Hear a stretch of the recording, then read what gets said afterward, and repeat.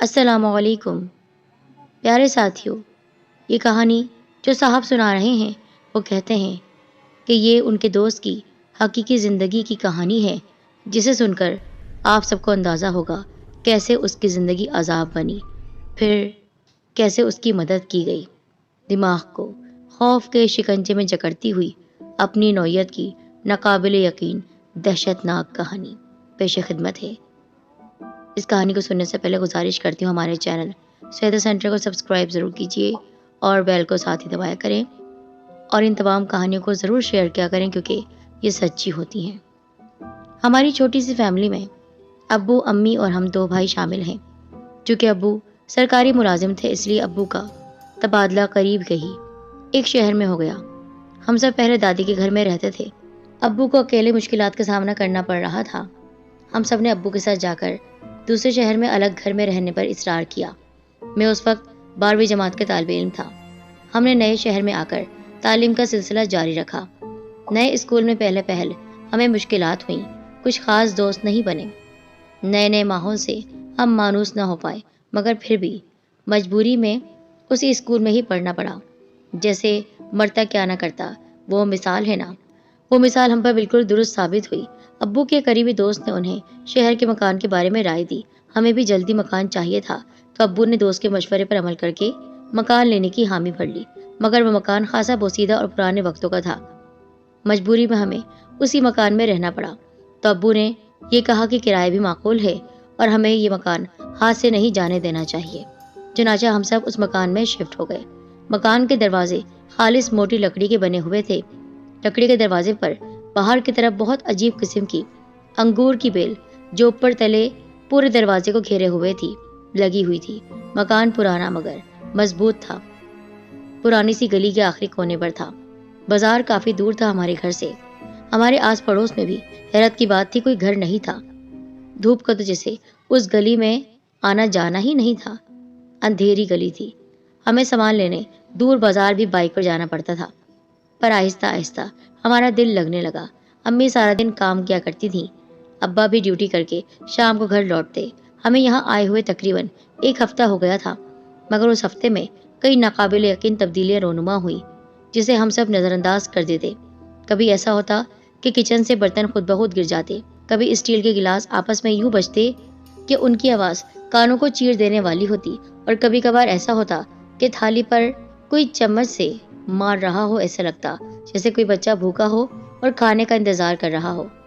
دروازہ بھی زور زور سے بجتا، ہمیں لگتا کوئی فقیر ہے، مگر جب دروازہ کھولتے تو ماں سوائے گلی کے کالے گپ اندھیرے کے کچھ نظر نہیں آتا۔ یہ کوئی ایسی تبدیلیاں نہیں تھی کہ ہم جس کا نوٹس لیتے، لیکن اکثر میرا چھوٹا بھائی ڈر جاتا اور رونے لگتا، پھر میں اسے بمشکل چپ کرواتا تھا۔ پورے گھر میں ایک جگہ ایسی تھی جو مجھے سب سے زیادہ عجیب لگی تھی، وہ تھی گھر کی سیڑھیاں۔ گھر کی سیڑھیاں بھی بہت پرانی بنی ہوئی تھی۔ ان سیڑھیوں کی اینٹیں بہت سخت اور مضبوطی سے جمی ہوئی تھی۔ ایک سیڑھی سے دوسری سیڑھی کے درمیان بہت فاصلہ تھا کہ اگر کوئی سیڑھی اترے تو پلانگنا پڑے۔ ان سیڑھیوں میں ایک انجانا خوف اور وحشت تھی۔ ان سیڑھیوں کے عکس میں بالکل نیچے ایک چھوٹا سا دروازہ تھا جس پر جالوں سے بھرا ہوا پتھر کا مضبوط تالا تھا۔ یوں لگتا تھا جیسے بہت نایاب قسم کا تالا ہو۔ چونکہ سیڑھیاں زیادہ تھی اور ان کے نیچے دروازہ تھا تو ہمیں کبھی محسوس نہیں ہوا کہ نیچے کوئی دروازہ ہے، مگر امی کو جب معلوم ہوا تو وہ خوفزدہ ہو گئی، کیونکہ اس چھوٹے کمرے کا دروازہ بہت ہی بوسیدہ یعنی بہت ہی پرانا تھا۔ ایسا لگتا تھا کئی 100 سال پرانا یہ گھر ہو۔ ان سیڑھیوں کی اینٹیں بہت سخت اور مضبوطی سے جمی ہوئی تھی۔ ایک سیڑھی سے دوسری سیڑھی کے درمیان بہت فاصلہ تھا کہ اگر کوئی سیڑھی اترے تو پلانگنا پڑے۔ ان سیڑھیوں میں ایک انجانا خوف اور وحشت تھی۔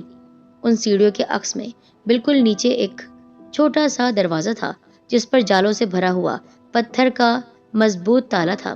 یوں لگتا تھا جیسے بہت نایاب قسم کا تالا ہو۔ چونکہ سیڑھیاں زیادہ تھی اور ان کے نیچے دروازہ تھا تو ہمیں کبھی محسوس نہیں ہوا کہ نیچے کوئی دروازہ ہے، مگر امی کو جب معلوم ہوا تو وہ خوفزدہ ہو گئی، کیونکہ اس چھوٹے کمرے کا دروازہ بہت ہی بوسیدہ یعنی بہت ہی پرانا تھا۔ ایسا لگتا تھا کئی 100 سال پرانا یہ گھر ہو۔ دروازے کو دیکھ کر لگتا جیسے اندر بہت اندھیرا ہوگا۔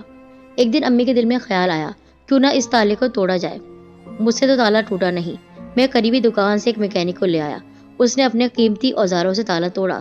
دروازہ یکدم نہیں کھلا بلکہ دھیرے دھیرے کھلنے کی آواز آئی، جیسے دروازہ اپنے برسوں کی تھکان نکال رہا ہو۔ جو دروازہ کھل رہا تھا، ایک خوفناک چیخ ابھر رہی تھی، اور پھر یکدم ایک خوفناک چیختی ہوئی آواز باہر کو آئی۔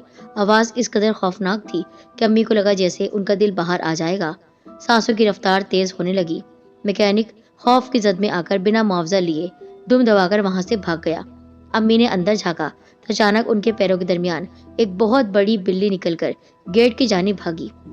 کالے رنگ کی وہ بلی، جس کی آنکھیں آگ کے شعلوں کی مانند دہک رہی تھی، امی کو ایسے دیکھ رہی تھی جیسے ابھی ان پر جھپٹ کر ان کی بوٹی بوٹی کر دے گی۔ پھر وہ گیٹ سے باہر نکل گئی۔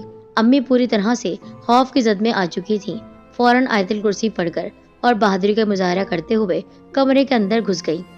آگے بڑھی تو دیکھا ہر طرف کالا گھپ اندھیرا تھا۔ کمرے میں رہن سہن کا کچھ پرانا سامان موجود تو تھا، لیکن اس پر مٹی کی تہہ جمی ہوئی تھی۔ جگہ جگہ جالے اپنا منہ دکھا رہے تھے۔ کمرے میں گرمی کی شدت اتنی تھی کہ وہاں سے باہر نکلنا ہی نجات تھی۔ شام کو ابو آئے تو امی نے سارا قصہ سنا دیا۔ ابو نے غور کیا اور بالآخر دوبارہ اس کمرے کو تالا لگانے کا حکم میرے ذمے لگا دیا۔ امی بہت ہی ڈری ہوئی تھی۔ وہ دوبارہ اس کمرے میں جانے کی ہمت نہ کر پائی۔ میں دن بھر کام میں مگن رہا۔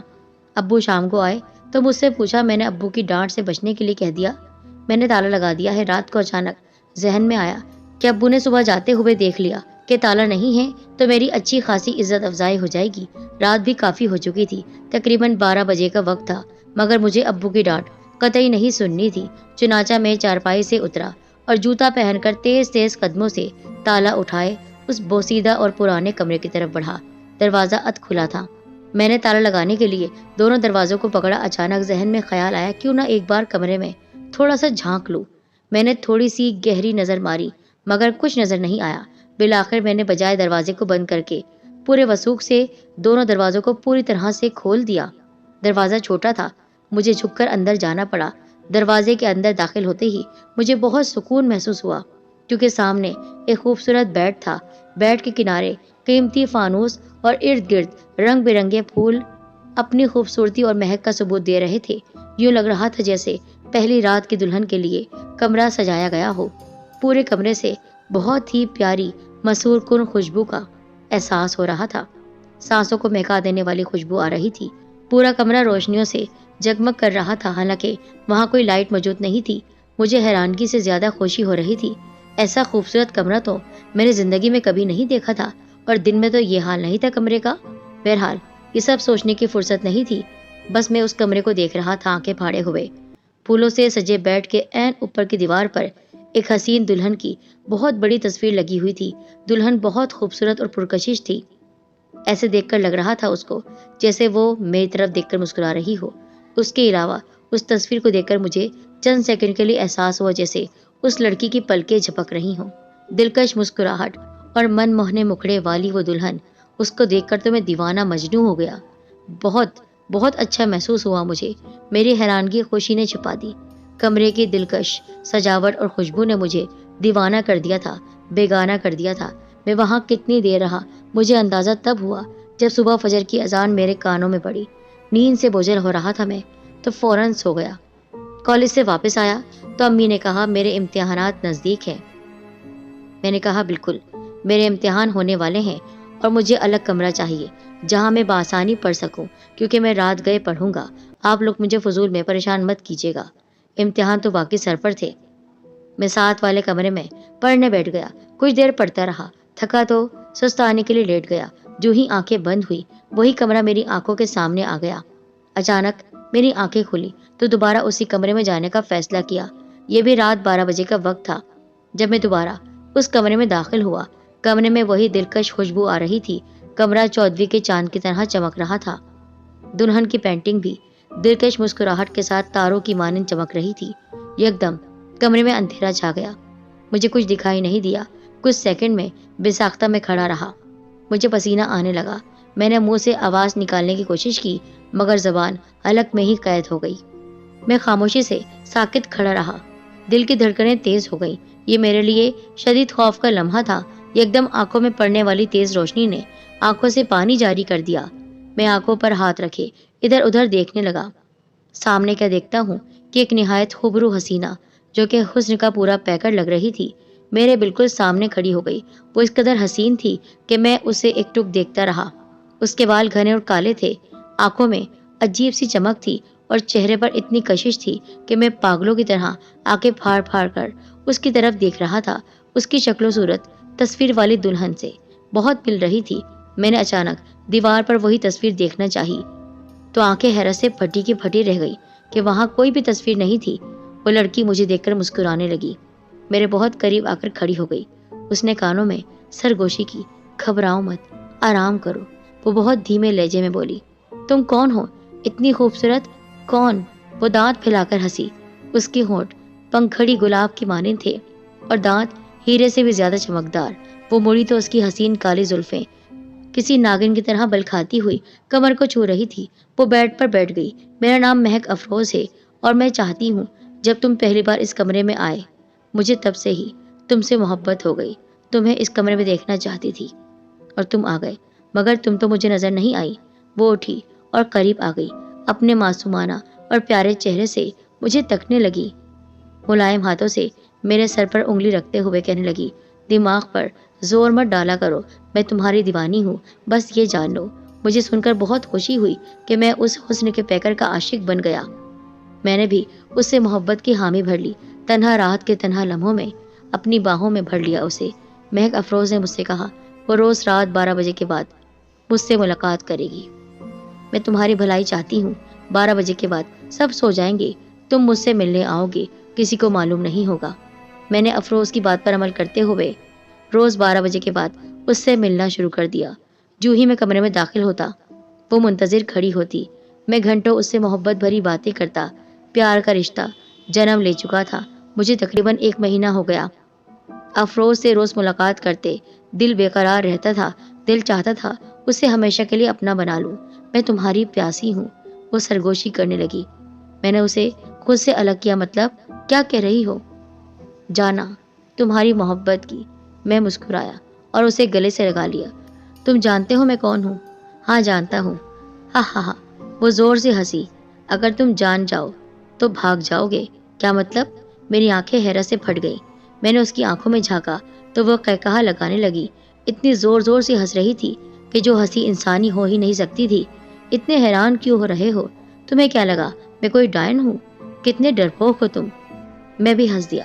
سنو، میں ڈائن یا چڑیل تو نہیں ہوں، لیکن میں انسان بھی نہیں ہوں۔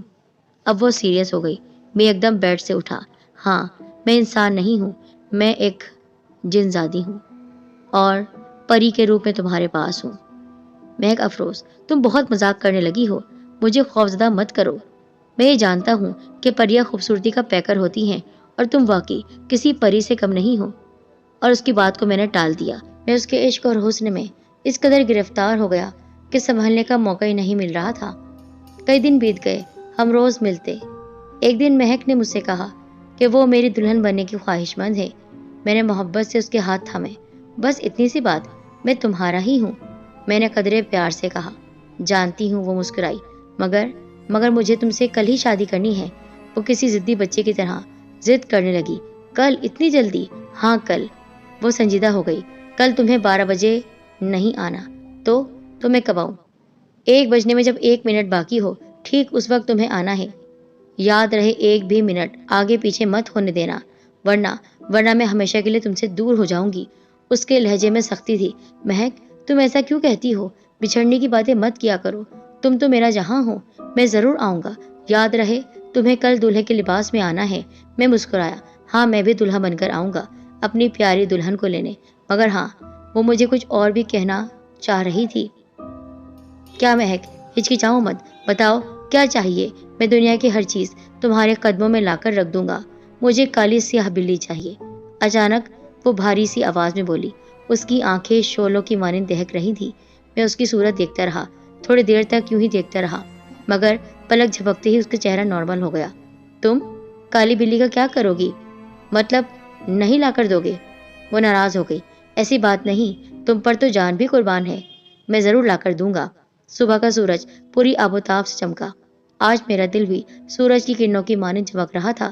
بے صبری سے رات کے ان پہروں کا انتظار کر رہا تھا میں جن پہروں میں وہ میری ہونے والی تھی، بہت مشکل سے میں نے ایک کالی بلی حاصل کی، جسے دیکھ کر مجھے خوف آیا، مگر پھر پنجرے میں بند کر دیا تھا۔ میرے گھر والوں میں سے کسی کو بھی اس بات کی اطلاع نہیں تھی، کسی کو بھی پتہ نہیں تھا۔ ٹھیک 1 بجنے میں جب 2 منٹ تھے، میں دلہے کی طرح تیار ہو کر کمرے کی جانب چل دیا۔ جو ہی میں کمرے میں داخل ہوا، پنجرے میں بیٹھی بلی میرے ہاتھ سے نکلی اور تیزی سے کمرے میں بھاگنے لگی۔ کچھ ہی لمحوں میں وہ کہیں غائب ہو گئی۔ چند سیکنڈ بعد مجھے خوفناک قسم کی آواز آئی، جیسے اس بلی کو کسی نے چیر پھاڑ کر رکھ دیا ہو۔ تھوڑی دیر مجھے سکتا رہا۔ اچانک روشنیاں تیز ہونے لگی۔ کمرے کی حالت پہلے سے مختلف تھی۔ بیڈ کی جگہ پر خوبصورت لمبے پردے تھے۔ میں آگے بڑھا تو ان پردوں کو ہٹایا۔ جو ہی پردے ہٹے، وہاں ایک اور دروازہ تھا۔ اسے کھولتے ہی میں آگے بڑھا۔ حیرت سے میری آنکھیں پھٹی کی پھٹی رہ گئی۔ پلکیں جھپکنا بھول گیا میں۔ سامنے ایک بہت بڑا عالیشان محل تھا، جس کے دائیں بائیں گھاس اور رنگ برنگے پھول اپنی خوبصورتی کا ثبوت دے رہے تھے۔ کچھ نوجوان لڑکیاں میرے استقبال کے لیے پھولوں کی ٹوکریوں میں سرخ گلاب کی پتیاں لیے کھڑی تھی۔ انہوں نے مجھ پر پھول نچھاور کیے۔ چند قدم آگے بڑھا تو کوئی بہت ہی ضعیف بڑھیا، جس کی شکل بہت ہی بری تھی۔ اس کے بالوں کی رسائی کمر تک تھی، مگر بال بالکل سفید اور بکھرے ہوئے تھے۔ کچھ پل کے بعد وہ میری طرف مڑی۔ اسے دیکھ کر میں دنگ رہ گیا۔ حیرت کا شدید جھٹکا لگا۔ خوف میرے رگوں میں دوڑنے لگا۔ میرے آس پاس خوف کا سایہ منڈلانے لگا۔ دل کی دھڑکن تیز ہو گئی۔ بڑھیا کے نوکیلے دانتوں سے خون بہہ رہا تھا۔ ہاتھوں کے ناخن اس قدر لمبے تھے جیسے کسی کو قتل کرنے کے لیے لے رکھے ہوں۔ اس کی شکل انتہائی خوفناک تھی۔ میں سر سے پاؤں تک پسینے میں نہا گیا۔ اس کے گلے سے انتہائی خوفناک آواز نکلی، ارسلان، اپنی شادی کے دن اتنا خوف اچھا نہیں ہوتا۔ شادی کا دن تو خوشیوں کا دن ہوتا ہے۔ اب جلدی چلو، وقت ہو رہا ہے۔ دل نے زبان کا ساتھ دیا۔ بمشکل میرے گلے سے آواز نکلی، کون ہو تم؟ وہ خبیث بڑھیا خوفناک ہنسی ہنسی۔ خون اس کے منہ سے بہہ رہا تھا جیسے ندیاں بہہ رہی ہوں۔ اس کے ساتھ ہی تمام موجود لوگ بھی خوفناک شکلوں میں تبدیل ہو گئے۔ محل کسی پرانے کھنڈر کی طرح ہو گیا۔ سیاہ اندھیرا چھانے لگا۔ یہ سب کیا ہے؟ کون ہو تم؟ میں تمہاری محبوبہ مہک افروز ہوں۔ آس پاس کے تمام لوگ میری طرف دیکھ کر ہنس رہے تھے زور زور سے۔ ان لوگوں کے سر ان کے ہاتھوں میں تھے اور تن سے جدا تھے۔ منہ سے خون کی ندیاں بہہ رہی تھیں۔ یہ منظر میرے لیے خوفناک ترین تھا۔ آئیے آئیے جنوں کے سردار، آئیے، جلدی کیجیے، وہ بڑھیا زور سے چلائی۔ آج اماوس کی کالی رات ہے۔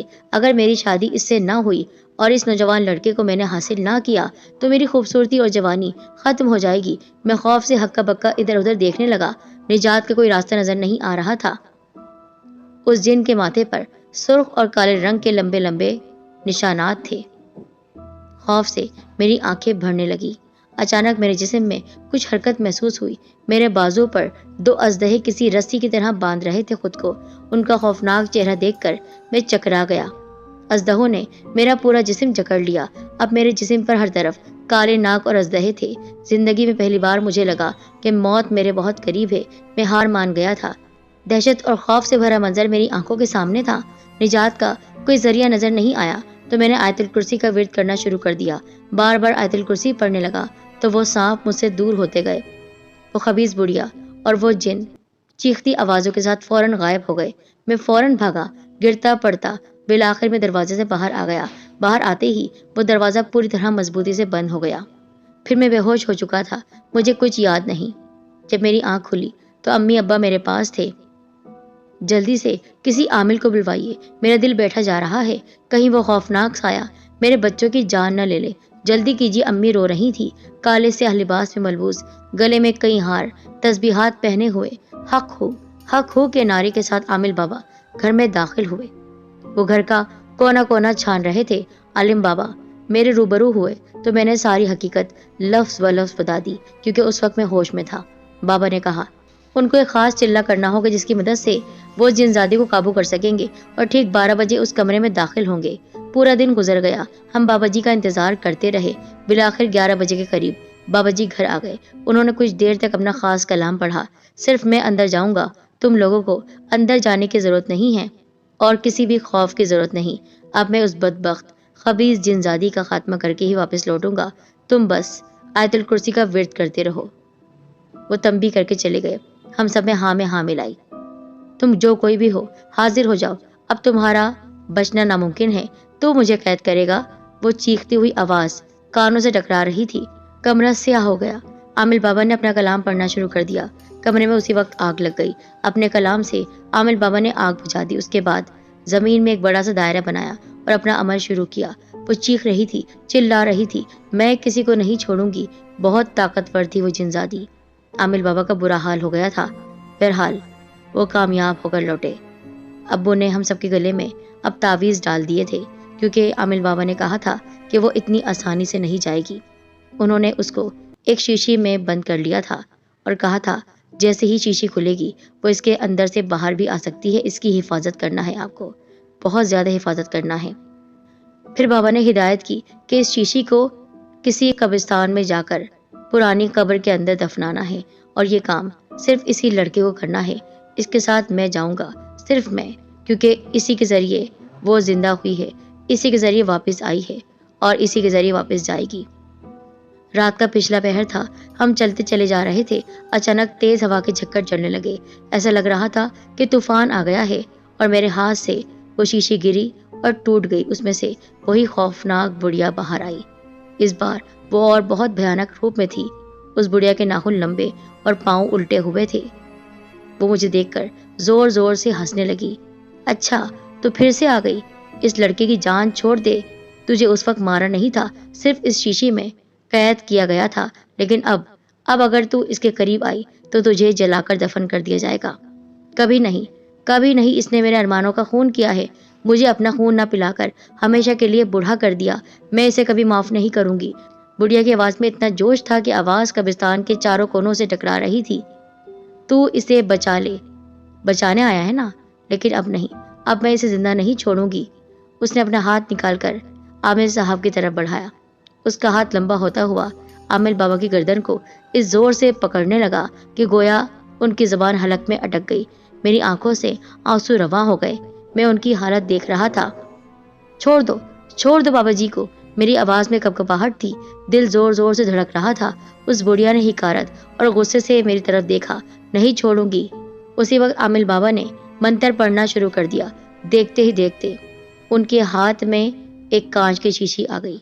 कहाँ से आई थी मैं नहीं जानता। उस वक्त तो होश उड़ रहे थे। उस शीशी के आते ही उन्होंने कहा, छोड़ दे मेरा गला, छोड़ दे, वरना पहले की तरह तुझे कैद कर दूंगा। बल्कि इस बार तो तू जलेगी, जलेगी तू। नहीं, उसकी चीख चारों तरफ फैल चुकी थी। आमिर बाबा ने हर तरफ आग लगा दी। उस बुढ़िया के चारों तरफ आग थी। आमिर बाबा के मंत्र की आवाज से वो बेहोश हो गई। यूं लगा जैसे आग ने उसे जला दिया और उसकी राख उड़कर शीशी में खुद ब खुद आ गई, हमेशा के लिए कैद हो गई। आमिर बाबा ने खुशी से मुझे गले लगा लिया। बेटा, आइंदा कभी वालिदैन की नाफरमानी मत करना। अगर कहीं जाने से मना किया जाता है तो जगह नहीं जाया करो। जिस घर में तुम लोग आए हो वो घर बहुत ही पुराना था और उस कमरे में वो जिनजादी रहती थी। मकान में रहने वालों ने घर इसीलिए छोड़ा था कि उस जिनजादी ने न जाने कितने नौजवानों का खून किया था। वो जगह कैद थी और उस कमरे को खोलकर तुम लोगों ने उसे आज़ाद कर दिया था। ये तो शुक्र करो कि तुम्हारी जान बच गई, वरना तो वो तुम्हें भी दूसरे नौजवानों की तरह खा जाती।